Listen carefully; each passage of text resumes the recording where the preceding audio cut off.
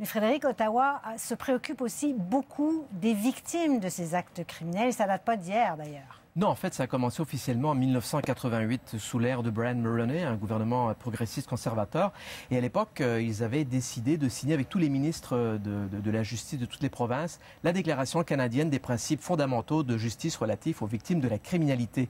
En 2003, ça a été mis à jour sous le gouvernement libéral chrétien. Mais ce qui est important, c'est que c'est juste une déclaration. Donc ça veut dire que dans le fond, il n'y a pas eu de droits supplémentaires garantis qui ont été offerts aux victimes.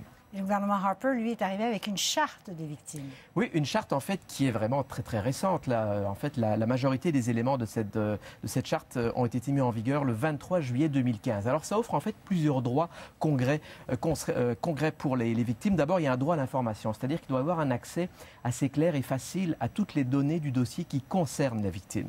Il y a également un droit important, c'est celui de la protection, qui est garanti, c'est-à-dire qu'évidemment, on veut éviter toute intimidation, toute menace. On pense bien sûr à la sécurité des témoins. Il y a aussi, et ça c'est probablement un droit qui est vraiment central dans cette charte, c'est le droit de participation. C'est-à-dire que la victime se retrouve un peu au centre des procédures légales devant les tribunaux. Donc la victime peut faire une déclaration, peut faire part de ses inquiétudes, par exemple au niveau du processus. Elle peut apporter aussi une photo de la victime.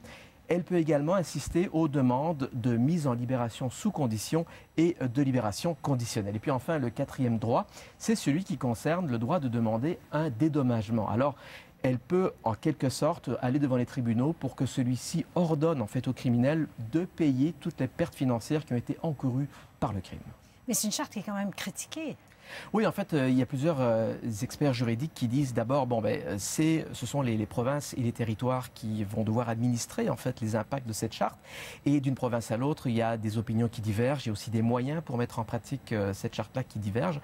Il y a également le côté un peu plus prévention qui n'existe pas en fait là-dedans. Les gens disent, on devrait peut-être mettre plus d'argent dans l'aide directe aux victimes par le biais de meilleurs financements pour les organismes qui soutiennent ces gens-là.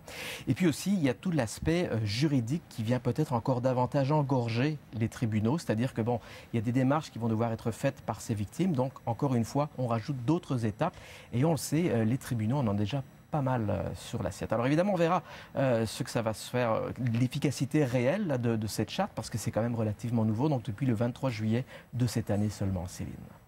Merci beaucoup Frédéric, c'est ce qui met fin donc à notre dossier de ce soir sur l'état du Canada. Merci.